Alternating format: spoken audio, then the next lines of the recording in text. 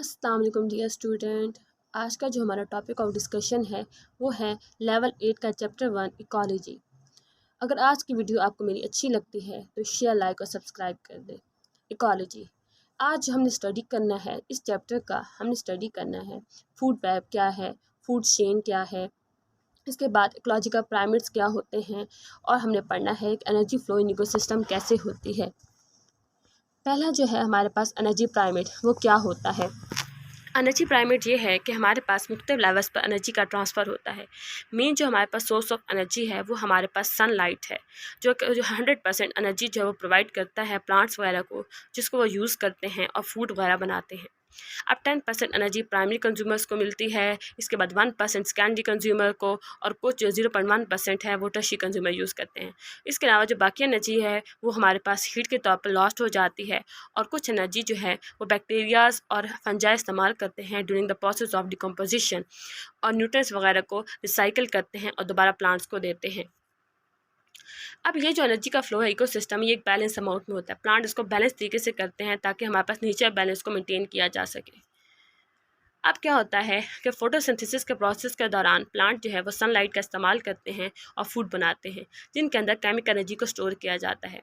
अब एनिमल्स ऐसे होते हैं जो कि फूड प्रिपेयर नहीं कर सकते, वो डिपेंड करते हैं प्लांट्स के ऊपर, क्योंकि हमारे पास मेन डिफरेंस यही होता है प्लांट और एनिमल का, कि जो प्लांट्स हैं वो अपनी खुराक खुद बना सकते हैं और एनिमल्स जो हैं वो अपनी खुराक खुद नहीं बना सकते। अब ऐसे एनिमल्स जो कि प्लांट पे डिपेंड करते हैं, उन्हें खाते हैं, उन्हें हम कहते हैं कंज्यूमर्स।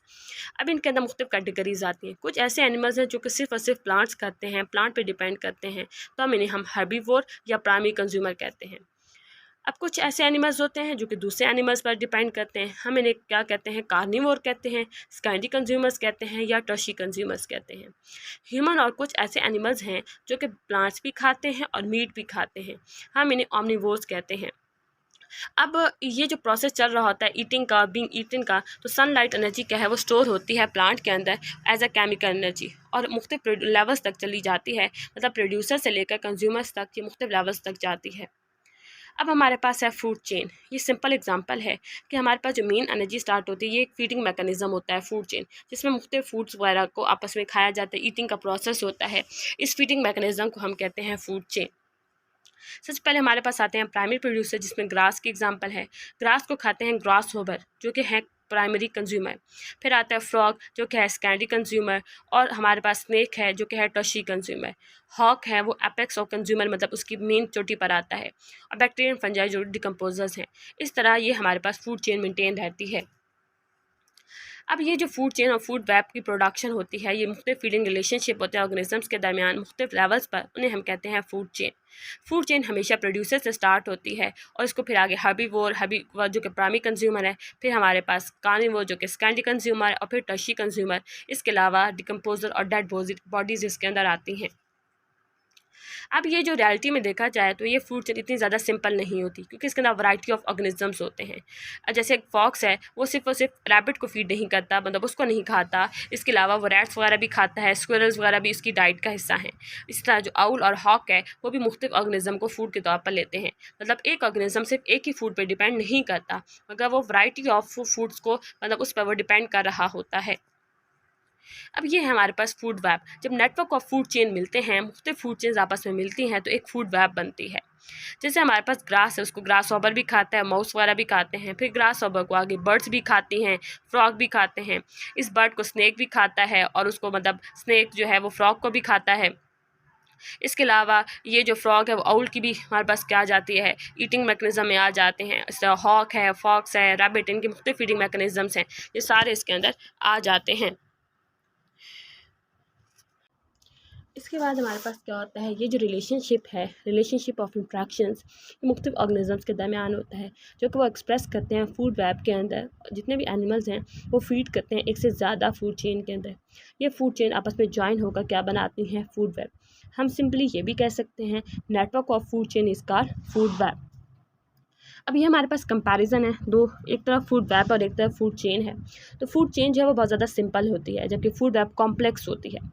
फूड जो चेन है उसके अंदर एक जो ऑर्गेनिज्म सिंपली एक ही फूड को खा रहा होता है, जबकि जो फूड वेब है उसके अंदर एक ऑर्गेनिज्म के पास वैरायटी ऑफ फूड के आइटम्स होते हैं।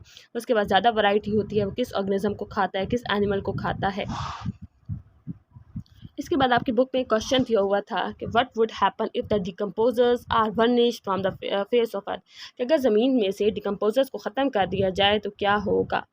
अगर डिकम्पोजर्स नहीं होंगे, अब वो कहते हैं अगर डिकम्पोजर्स नहीं होते तो जो डेड लीव्स हैं, डेड इंसेक्ट्स हैं, डेड एनिमल्स हैं, तो उनके बहुत ज़्यादा ढेर लग जाएंगे जगह जगह। डिकम्पोजिशन का प्रोसेस ही नहीं होगा, जो मरी हुई गली हुई चीज़ें हैं वहीं की वहीं पड़ी रहेंगी। इसके अलावा ये भी है कि जो डिकम्पोजर है वो बहुत सारे वाइटल न्यूट्रिएंट्स बनाते हैं। जब वो रिसाइकलिंग का प्रोसेस करते हैं तो उस तरह बड़े इंपॉर्टेंट न्यूट्रिएंट्स बनते हैं जो कि प्लांट्स और एल्गी यूज़ करते हैं, फिर अपनी वो फूड मैन्युफैक्चरिंग में हेल्प आउट करते हैं। इसलिए डिकम्पोजर्स का जो होना वो बहुत ज़्यादा ज़रूरी होता है। इसके बाद इकोलॉजिकल प्राइमेट्स क्या होते हैं, ये मुख्तलिफ फीडिंग ऑर्गेनिजम्स के लेवल्स हैं। ये भी हमारे पास ट्रॉफिक लेवल्स में आ जाता है। जहाँ पे भी ट्रॉफिक का वर्ड यूज़ होगा इसका मतलब होता है फूड। अब ये भी स्टार्ट होता है प्रोड्यूसर से, फिर उसके बाद हर्बीवोर्स, फिर प्राइमरी कार्निवोर्स, इस तरह प्रोसेस चलता रहता है। बायोलॉजिस्ट क्या करते हैं, इन ट्रॉफिक रिलेशनशिप को एक डायग्राम की एक शेप ऑफ प्राइमेट की शेप में शो करते हैं। ये है हमारे पास प्राइमेट, जिसकी बेस पे प्राइमरी प्रोड्यूसर्स आ जाते हैं, सनलाइट मेन एनर्जी का सोर्स है। फिर प्राइमरी कंज्यूमर्स आ जाते हैं, फिर सेकेंडरी कंज्यूमर्स, फिर टर्शरी एंड लैंड एपेक्स पे हमारे पास आ जाते हैं प्रेडेटर्स वगैरह। सर हमारे पास डिकम्पोजर्स आ जाते हैं, फिर एनर्जी जो है वो हीट की फॉर्म में लॉस्ट हो जाती है।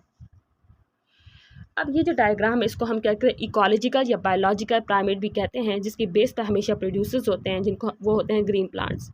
अपर लेवल पर हमेशा प्राइमरी और सेकेंडरी और टर्शरी जो कंज्यूमर्स हैं वो हमेशा यही होते हैं। और ये जो हमारे पास प्राइमेट होता है ये असेंडिंग ऑर्डर, मतलब छोटे से बड़े की तरफ जा रहे होते हैं। जो प्राइमरी कंज्यूमर्स हैं वो हर्बीवोर्स होते हैं, और जो बाकी हैं वो सारे कार्निवोर्स और ऑमनिवोर्स होते हैं। ये जो इकोलॉजिकल प्राइमेट है इसकी बेस पे हमेशा नंबर और वेट ऑफ ऑर्गेनिज्म की बुनियाद पर हम इसको अरेंज करते हैं, हर ट्रॉफिक लेवल पर, हर फूड लेवल पर। जो भी नंबर है और जो वेट है वो डिक्रीज होता है, हम बेस से टॉप की तरफ ये क्या आहिस्ता आहिस्ता नंबर जो और हमारे पास ऑर्गेनिज्म का वेट है वो क्या होता है, डिक्रीज होता चला जाता है। ये थी हमारी आज की वीडियो। अगर इसके रिलेटेड आपको कोई भी क्वेश्चन है तो आप मुझे कमेंट कर दें। Thanks for watching.